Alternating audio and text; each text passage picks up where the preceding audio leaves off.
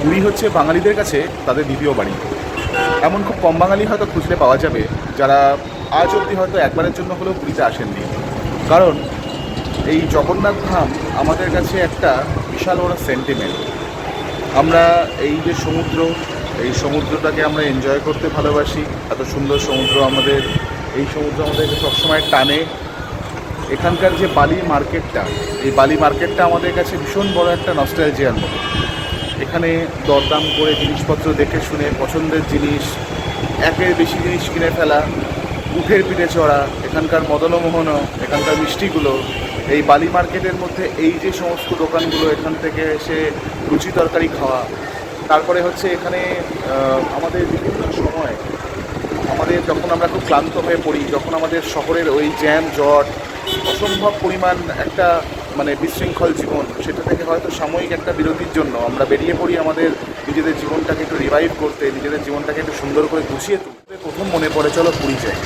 আমাদের জন্য তাই অন্যান্য সারা বছর আমরা বিভিন্ন জায়গায় হয়তো ঘুরতে যাওয়ার সবসময় সময় হয় না, দুটো হয়তো বড় ট্যুর হলো, তার মধ্যে একটা কিন্তু অবশ্যই পুরী থাকে।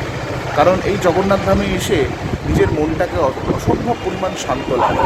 আর এই যে দেখতে পাচ্ছেন এই যে হাওয়াটা, এই হাওয়াটা শরীর মন সমস্ত ক্লান্তি দুঃখ সব দূর করে দেয়। কারণ আমি শুনেছি যে জগন্নাথ ধামে সমস্যা বলে কিছু হয় না, মানে এখানে কষ্ট, এখানকার সমস্ত কিছু আমাদের জগন্নাথদেব একবারে দূর করে দেয়। তাই যদি কখনো মনে হয় যে মনটা খুব ভারাক্রান্ত হয়ে গেছে, খুব ক্লান্ত লাগছে, খুব কষ্ট লাগছে, তাহলে কিন্তু অবশ্যই আমাদেরকে পুরীতে আসতে হবে। এটা কিন্তু আমি প্রত্যেক বছর আসি করে, হয়তো কখনো কখনো সময় হয় না, কখনো 2 বছরে একবার আসি, কিন্তু অবশ্যই আসতে হবে।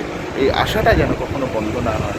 কারণ এটা হাইলি রেকমেন্ডেড এই কারণে, নিজেদের জীবনে আমরা সবার জন্য সবসময় সময় বের করি, সবার জন্য আমরা নিজেদের জীবিকা নির্বাহের জন্য, নিজেদের পেশার জন্য, চাকরি বাকরি সমস্ত কিছুর মধ্যে আমাদের যখন মনে হয় যে একটু এবার আমাদের নিজেদের জন্য সময় দেওয়া দরকার, তখন কিন্তু এই পুরী হলো আমাদের নিজেদেরকে একটা নতুন করে তৈরি করার, বা নিজেদের যে দৈনন্দিন জীবনের ক্লান্তি দুঃখ টেনশন এই সমস্তগুলোকে দূর করে একেবারে রিফ্রেশ হয়ে নিজেদের কর্মজীবন বা স্বাভাবিক জীবনে ফিরে যাওয়ার জন্য এক শ্রেষ্ঠ উপায়।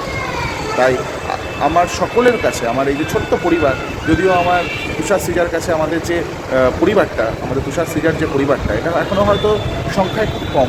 আস্তে আস্তে সবাই হয়তো আমাদেরকে একসঙ্গে জয়েন করবে, আমাদের পরিবারের হয়তো আপনারা সবাই সদস্য হয়ে উঠতে চাইবেন, তখন কিন্তু একসঙ্গে আমরা অনেক আনন্দ করবো। এবং আমাদের এই যে প্রচেষ্টা, এটা কিন্তু আপনাদের অবশ্যই আপনাদের আশীর্বাদ আমাদের প্রয়োজন।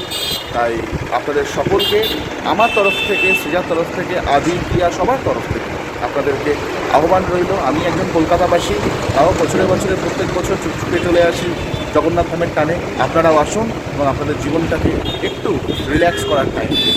ঠিক আছে, জয় জগন্নাথ।